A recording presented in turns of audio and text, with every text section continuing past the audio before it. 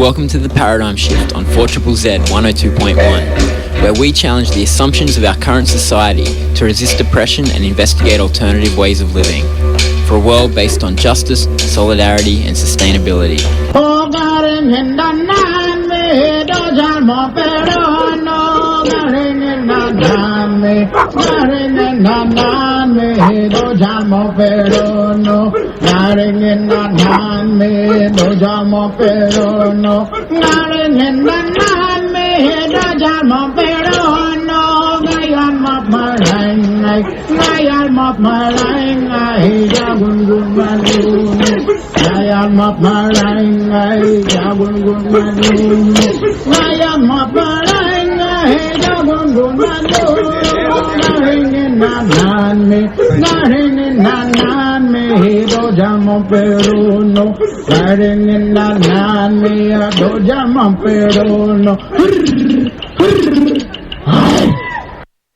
Welcome to The Paradigm Shift on 4ZZZ 102.1 FM. It's your local community radio station that you are tuned into.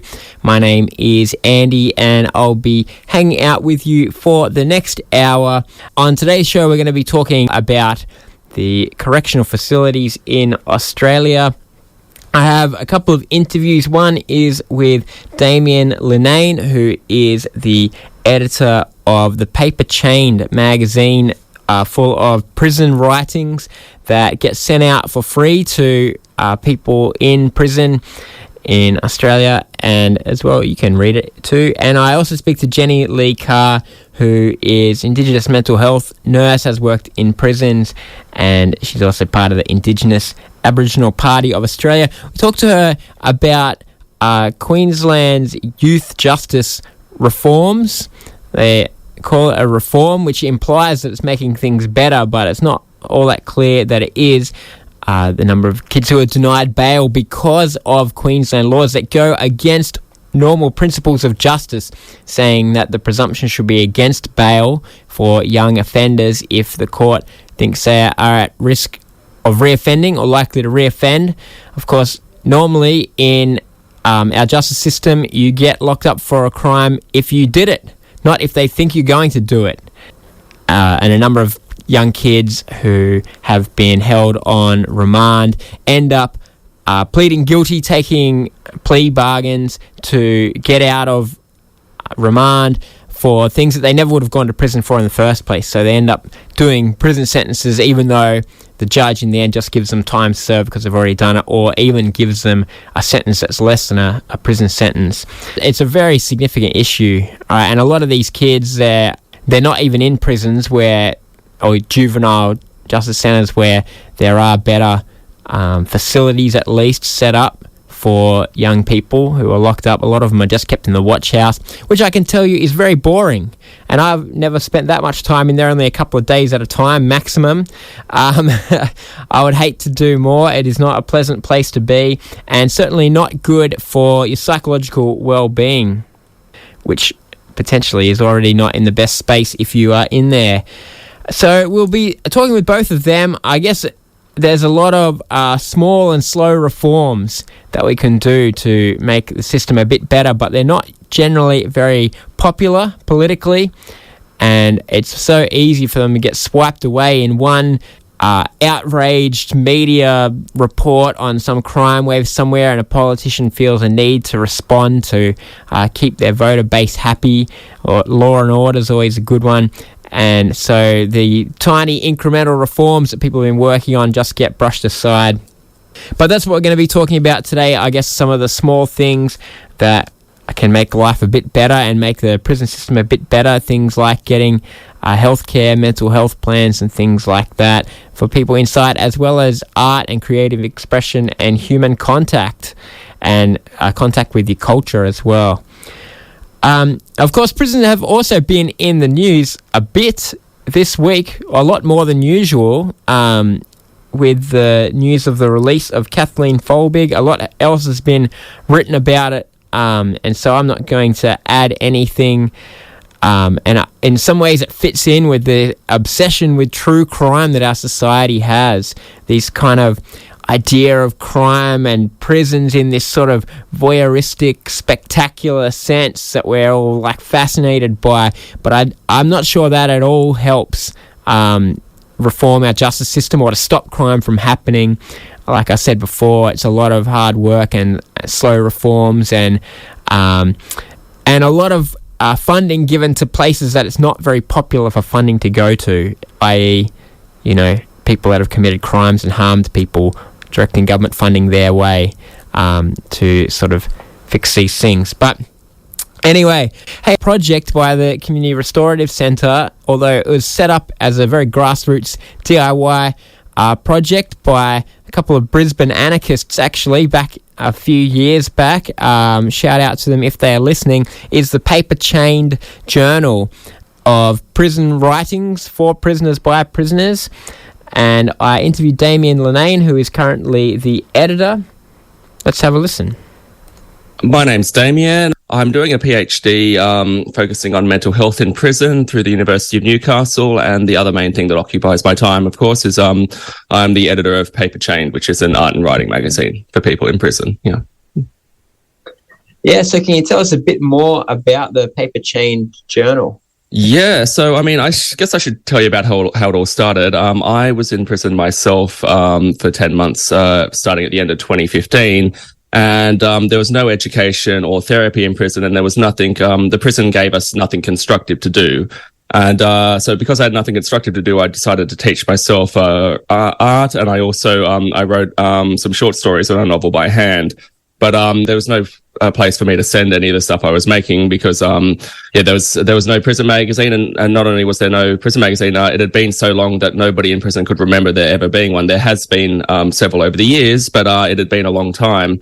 And so I was like, this would really give prisoners a really great creative outlet, and would just really improve mental health and self-esteem, just giving them something constructive like that. So I made the decision to try and start one up after I got out, and this is a good thing, but somebody else beat me to it by a couple of months. And so I reached out to her and I said, well, look, this is great because I have a life to rebuild. I wanted to do something like this. Can I help you with it? And for the next 4.5, 5 years, she produced the magazine annually, and I was the only person volunteering consistently on that. And then beginning of 2021, she reached out and she said she couldn't do it anymore and asked if there was any chance I'd like to take it over. And I said I would. So, yeah, who are the writers and who's the audience? Yeah, so it's actually funny. A few weeks ago, I had somebody on the outside come up to me and say, "Oh, look, Damien, I read the magazine because it's freely available on the website. Anyone can read it." And she's like, "Look, it's really great, but I just found it was a little too depressing, the content. I think you need to break it up more with spread out the sad stories in between with other stuff." And I said, "Oh, look, that's good feedback in general, but I mean our target audience is people in prison, and that stuff, if anything, is going to make people feel more heard because our main contributors are people in custody, and they write about things about that affect them. So there's a lot of stories about being depressed, being isolated, missing your family, not having a lot of hope for the future. And I mean, as a person who's struggled with mental health in the past as well, I know that it's much better to express those feelings some way constructively rather than just bottle them up. So the target audience is people in prison. Most of our contributors are people in prison. We do accept things from former prisoners as well. Of course, I have a regular column in the magazine now from a former prisoner in Victoria, and we're open to families of prisoners and people supportive of prison reform as well. But it's I'd say it's 80% people in prison, 20% former prisoners, and we rarely get anything from anybody else. Yeah. You mentioned that you were in prison yourself, and in the last issue of Paper Chain, you wrote in quite a lot of detail about your own history. I guess, does that experience of spending time on the inside yourself inform how you make Paper Chain and decisions that you make around the magazine and what should be in it? Yeah, definitely. Well, I mean, prison completely changed my life, but actually, unlike most people, in a good way. So, like everything I'm doing now, my PhD is focusing on making mental health treatment available in prison because there was none when I was there, and I got involved with a magazine because there wasn't one of those either, and I knew that, ironically, that would help people in the absence of mental health treatment. I do. It is tricky sometimes finding a fine line because we're approved by corrective services in New South Wales. So in New South Wales prisons, during the pandemic, they brought out tablets for people so they could have video visits because regular visits got shut down. And but the tablets are still in there, and because we're officially approved by corrective services, we go out digitally on the tablets, which means about 10,000 people in New South Wales are able to access the magazine. But it is a very fine line to tread. Trying to let prisoners express themselves how I'd like them to, and to talk about issues that really affect them, and still manage to get approval from the prison system. So, I mean, I do always try to push the boundaries a little bit. It makes me happy when I get things that are have a little bit of criticism, because I mean, one of the reasons conditions never really improve in prison is because it's out of sight, out of mind. Nobody talks about it. Nobody's aware these issues are in there. So I do like to have some critical criticism because I mean that's also healthy for the prisoners to get that out in a more constructive medium. Something I witnessed myself in custody is that people are very frustrated, and so they'll take out their frustration at the prison officer at the counter, and I mean they can't do anything about the prison policy even if they wanted to, which they probably don't anyway. But something I do try to do very much in the magazine as well, though, is I try to share positive stories of people who have made the most of their time after that they've gotten out, and the reason I do that is because one of the most influential books I read when I was in custody was the autobiography of Malcolm X, and the reason that was so inspiring to me was because he was someone who had been in prison for a long time and had gotten out, and then changed the world essentially, and I found that very inspiring. So I do now that I have funding to make the magazine. After I took it over, I applied for funding because it just kept getting bigger and bigger, and it was too expensive to produce. But ever since I've gotten funding, I'm now able to create content, and so something I do is I do interviews with other people who have gotten out and talking about what they've managed to do with their lives. There's actually a lot of people, former prisoners, who have started out, or started up organizations that assist other former prisoners upon release. So, that those are always positive stories to share. But, as you mentioned, in the last issue, on the issue before the last one, we started sharing transcripts from Jailbreak Radio. And I hosted an episode of that in early 2022. And the producer of that actually encouraged me to share the episode I hosted in the magazine, and that would have fallen in that category as well, because when I went into prison, part of the reason I committed the crime, which was because I was really depressed and I felt like I had nothing to lose. Whereas now, things are going very well. I have a job I really love.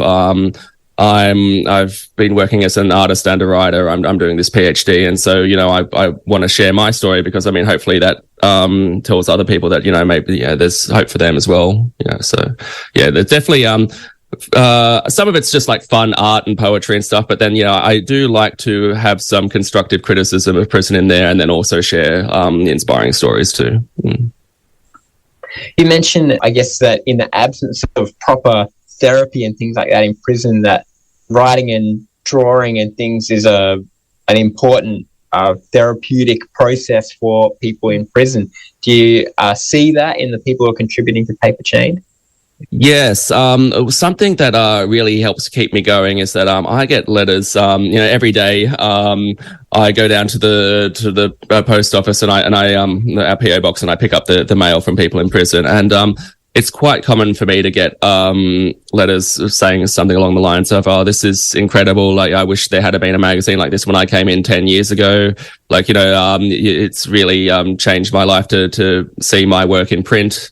And so, I mean, I do get some like really great feedback from the magazine. It's we've never actually had any criticisms. It's all been just great feedback from people inside. And so I mean, I don't think we're like, changing the world, but we're definitely changing the world for some people, helping them get through their time. And it's like, it's hard to explain to anyone who hasn't been in prison how isolating things are. Like something small, like just receiving a letter in the mail can really change your entire day. That might be the only nice thing that happens to you all day, is that the guards slide a letter underneath your door.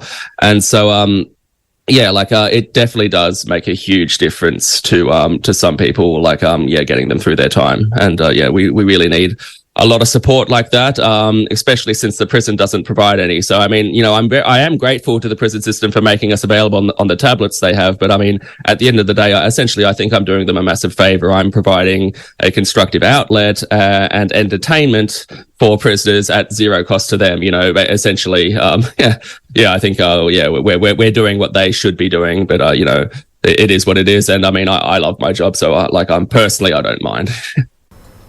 You said you're doing a PhD on mental health in prisons, and it's obviously there are massive mental health issues in most people that go into prison, and those are generally only exacerbated by the isolation and the anxiety and things like that in prison. Do you want to share some of what your research is and some of the suggestions that you think could make it better?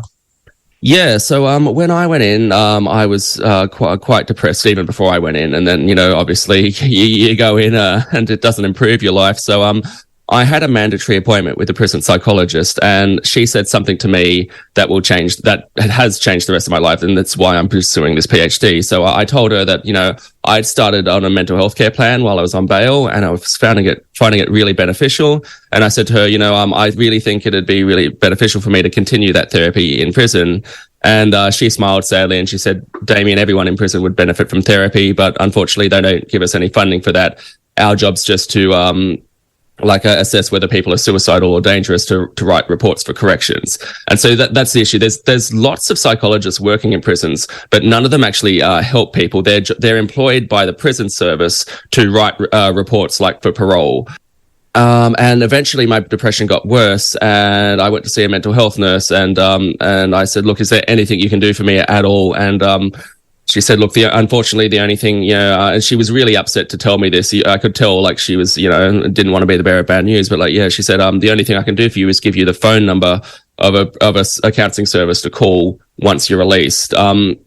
You can't really call a service like that in prison. You can, but our phone calls in New South Wales are limited to 6 minutes. So you can't unpack a lot of childhood trauma in 6 minutes, especially when there's a group of guys standing behind you in line waiting to use the phone who can overhear. So, and I was very confused about why there was no mental health care in prison. And so, shortly before I got out, I wrote a sternly worded letter to the Minister for Corrections, who was David Elliott at the time. And one of the things I complained about was the fact I couldn't access my mental health care plan in prison. And I was like, I don't understand this. Why can't we have this treatment in there? And his reply to that was extremely terse. He just said, the mental health care plan is provided by Medicare. Prisoners do not have access to Medicare.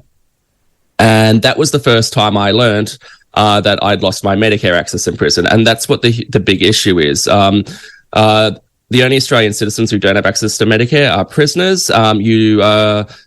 And so a big portion of my PhD is focusing on trying to make Medicare available in prisons. And I actually had an article about that published quite recently in the Alternative Law Journal, making the strong case for that. So that's the elephant in the room, really. That's the big issue that needs to be changed before we can get mental health treatment in there. And that's what my PhD has been focusing on so far. Yeah.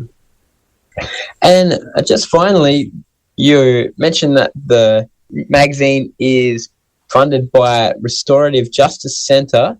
This is a phrase, restorative justice, that some people might be familiar with. Do you want to share with us what that phrase kind of means and what it looks like in practice for Restorative Justice Centre in New South Wales? Yeah, so we're funded by the Community Restorative Centre. They do provide a lot of treatment for people transitioning back into the community. They also run a couple other programs. There's a Jailbreak Radio, which I host an episode of, and they also fund something called Songbirds, which is people going into prison to record music. Restorative justice, that is something that I definitely think would be a huge step forward. So for people who aren't familiar with that, that's a way where instead of the current criminal justice system we have is if you've been a victim of crime, the only purpose you serve in court is to be a witness for the prosecution. You testify in court or you make a statement, and a lot of the times the prosecution don't even update you on the outcome. You have to call them. Your only purpose is to act as a witness for the Crown. Whereas restorative justice is where you bring the victim and the person who's committed the crime together in like a circle, and you have a lot of other people there, and you basically get them to talk and explain what happened, and obviously if the person who's committed the crime is willing to do that, there'll be apologies and stuff. And the overwhelming majority of people who participate in things like these around the world, it ends up being better for both the victim of crime and also the person who's committed it. And, it's a way to aid in healing. And unfortunately, our criminal justice system we have, I'm not saying people don't deserve to have some form of punishment, but I mean, it doesn't really serve any purpose in the sense that, it doesn't heal trauma for the victim. It doesn't provide any rehabilitation for the person who's committed the crime. And, so it's just like a downward spiral, and it makes everything worse. So, restorative justice is, definitely what we should be doing. I know in New South Wales we experimented with it in the 90s. It's why that never really took off. It's probably a political thing. I assume the Conservatives didn't want to fund it, but so it's a shame it didn't, because in the places in the world where they've done that, it's definitely had a huge impact. And the ironic thing is that lots of cultures around the world used to restore things with just their own informal restorative justice, the Indigenous Australians had circle sentencing and things. And then Europeans came and they brought this, inverted commas, civilized system. We're like, oh, no, we'll take all care of this formally. And, there are all these Indigenous and traditional restorative, practices were thrown out, and they got replaced by this elitist garbage, really. Basically I think there should be a big pushback to going back to restorative justice. But, that's like a lot of things in the criminal justice system. Unfortunately, I don't seeing it happening anytime soon, but it would definitely make a big impact for everyone. There are no losers in restorative justice. The people are less likely to offend, and victims are more likely to heal. Yeah. Mm. Yes, well, it doesn't seem to be a big vote winner. Trying to make things better for prisoners and better for criminals. And that's the whole issue with the Medicare in prison. We've got all the evidence. There are no losers in that. It's actually cheaper for taxpayers to fund Medicare in prisons in the long term, because we know for a fact that people who have mental health treatment in prison are less likely to reoffend. And so it's more effective to taxpayers, but politicians still don't want to touch it, because anytime you say, let's improve the rights of people in prison, there's a public backlash, and that's the kind of thing we've always got to be working against, unfortunately. Yeah. All right, thanks very much, Damien. If people are interested in reading Paper Chained, how can they find it or subscribe to it? Yeah, so the website's paperchained.com, CHAINED.com, and you can read it for free online. You can download the PDF, and there's also, if you subscribe to our newsletter, we only send newsletters out when a new issue's out. So just by the way, issue 11's out, that you'll get an email every 3 months. So you can read it online for free and subscribe for free online, and we're also on Instagram at paper.chained. Yeah. All right, thanks very much, Damien. No, thank you. It's been great to be here. And we were talking with Damien Linnane, who is the editor of the Paper Chained magazine that goes out to all prisoners in New South Wales, and any prisoners are free to subscribe in other states. You can read it, as he said, at paperchained.org, and you can sign up there as well to get sent each issue as it comes. All the writers are prisoners and ex-prisoners generally. And I've got another interview now. We're going to be talking about a similar topic with Jenny-Lee Carr. Jenny-Lee works in Aboriginal mental health and has had plenty to do with the prison system through her work. She's also part of the Indigenous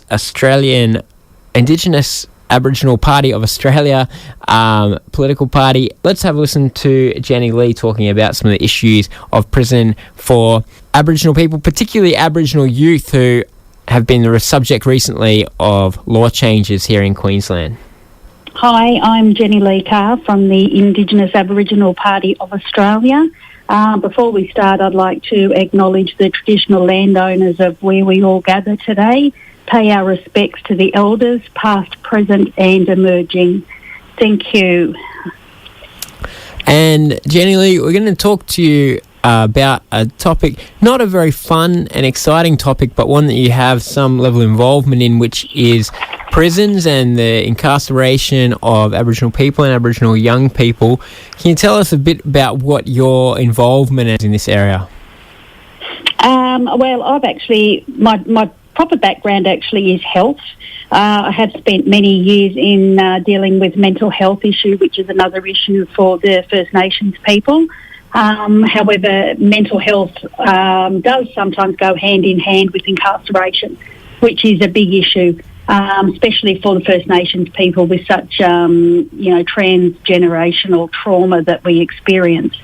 The position of the Indigenous Aboriginal Party is that we just want to clarify here that we do understand that there are violent crimes out there that do occur that do need some form of ramification. But we need to, as individuals, as a community, as a society, look at reducing the incarceration rate, especially of our young people. Statistics are showing as of December 2022, 56% of the youth that are in detention at the moment identify as Aboriginal and Torres Strait Islander. I mean, those figures are just alarming. Yeah, it's one of those things. I think a lot of people in Australia, their lives are quite removed from incarceration, and they don't necessarily know people in prison or have it as part of their lives, and you get this media representation and of how much crime there is. You know, the media love crime, and so we get this story. But the rates of incarceration of Aboriginal people and Aboriginal young people in this country are shocking. I guess it's one of the things it suggests is that the current strategies, which tend to be incarceration as a solution for law breaking, they don't seem to be working, do they? No, that's something I think we all need to start to address. Obviously, we've had a correctional system been around for quite some time. We're looking at the numbers are not improving. Just for Aboriginal and Torres Strait Islanders, the rates are going up. Closing of the gap is to actually reduce the gap between Indigenous and non-Indigenous children, and it's not working. I think as a community we need to sit around, focus on what's not working, what is working, and what improvements can be done to deal with this situation. I mean, I do agree. Anastasia Palaszczuk was saying in one of her interviews there of many that she has done that the extra penalties are for only the 10% of the people committing these crimes, but as you said, the media play it up that it's a lot worse than what it actually is.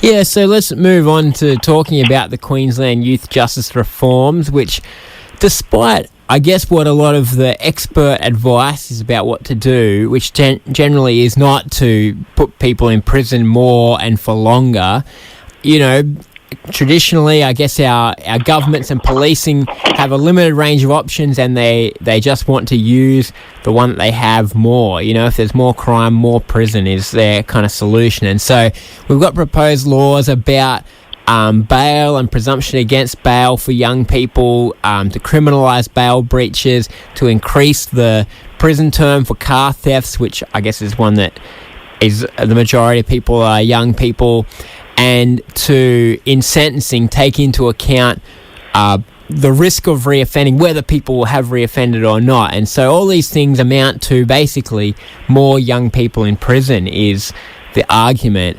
And yourself and your party that you're a part of have critiqued these reforms. Can you tell us about why you think these are a bad idea?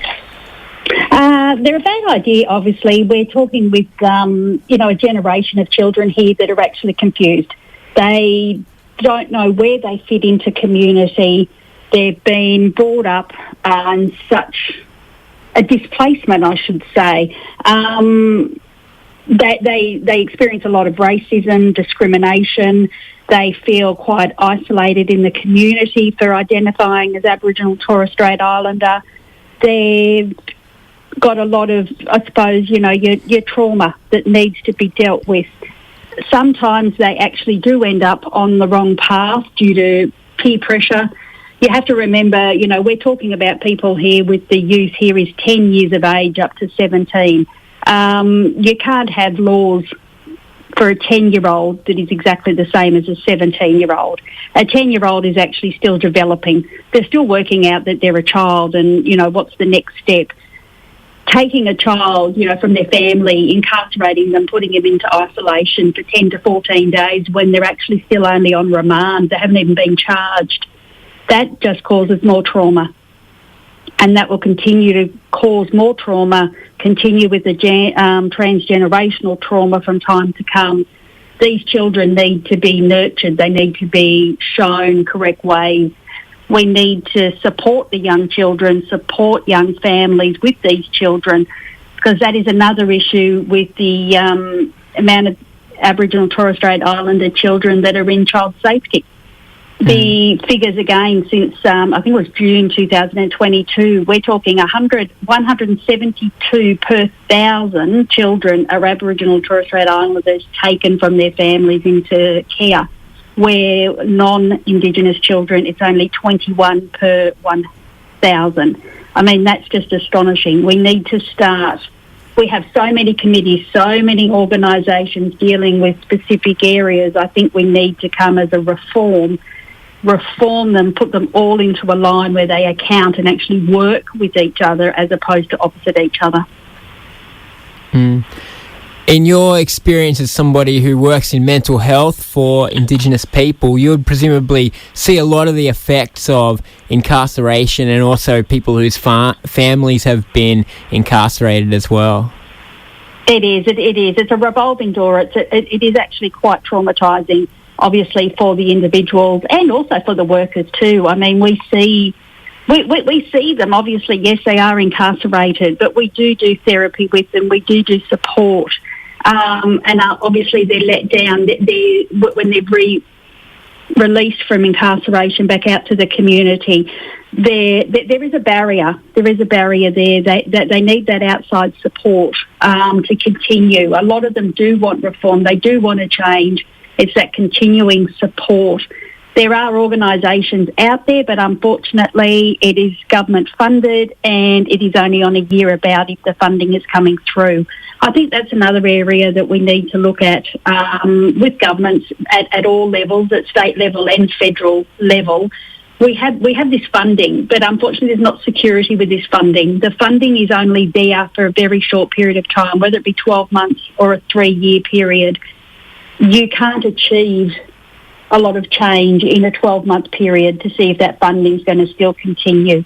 You're still actually only, you haven't even evaluated those first, say a first group of people in a 12-month period. You need to actually follow those groups for a lot longer. I think we need to relook at how some of the money is allocated to these organisations and funding and have a bit more security. I mean, that's another issue. I mean, that they say that they want people out there employed, but their employment is not guaranteed. They're only there on contract. Some of these important issues that we need to deal with need to be permanent positions, not contracted positions. Well, I guess that's one of the big questions that a lot of people want to hear is, we know there's these issues, but what alternatives are out there that can work and can start to turn around some of these communities and some of these issues of incarceration and, of course, of the things that cause young people to be disengaged from society? Disengaged, obviously, I mean, every child mucks up to some extent. It's known. They've done studies on that. There is a lot of peer pressure. Like we said, these youth, are very displaced. They've been removed. They come from, obviously, socio-economic families that aren't as wealthy. There's more people, overpopulation in the house. Their education is not as focused on financial issues are a concern. So when you have a child that's quite isolated, not fitting in with their community, but they're fitting in with their peers, the peer pressure can sometimes overrule. They're actually feeling connected with those peers. They unfortunately can take the wrong path. We need to start, as one of our other members here, Lionel Hannaway, he agrees too that we need to actually have more responsibility aligning with the families, stop taking the responsibility off the families for their children and putting them into child safety. Put some of that ownership back onto the actual individual, their families, the young person's elders and the traditional landowners of where they are, and let them empower them and start teaching them some of their traditions. I think these children too are so, like I said, displaced. They've been removed from their heritage, from their culture. They're then placed into child safety where they're being told you're Aboriginal, you're this person. They're lost. I think we need to go back to keeping children with their family, engaging them with their support, letting their families teach traditional culture, keeping the families together and working with them all to help reduce the incarceration rate and the crime rate. All right, thanks, Jenny-Lee. Thank you. We were speaking with Jenny-Lee Carr about some of the recent Queensland youth justice reforms, which I think it needs to be pointed out did not come as an isolated incident of policy making. That actually, since the Palaszczuk government has been in power, there's been progressive changes to the youth justice legislation. Each one has basically enabled them to lock up kids easier. When we work out, why are so many people in prison, what creates it, that actually there are policies designed, to put people in prison. And when the system is, set up with things that are allowing people to be released, you get politicians changing it to make sure they are. And that's something that it goes against the conventional wisdom and certainly against the desires of many of the marginalised groups who often find themselves and their friends and family in prison. But we'll keep on the paradigm shift. It's an issue that we'll keep doing. And of course, as Damien said, it makes a massive difference, people in prison receiving letters, and you can read things like Paper Chain and I guess connect yourself a bit with people who are on the inside. Of course, community radio also around Australia plays a very important role for prisons. It's you can't stop radio waves, right? You can't stop them going through prison walls, and fortunately you are allowed to have radios inside. And so possibly there's some people listening to this right now who are locked up. Shout out to you if you are. And on a Monday night, 4ZZZ does a locked-in show, which you should all tune into every now and then just to remember and get a bit of an insight into that culture. Community radio around Australia as well does it as well, 2SCR, as I mentioned, lockdown show and doing time on 3CR. See you next time.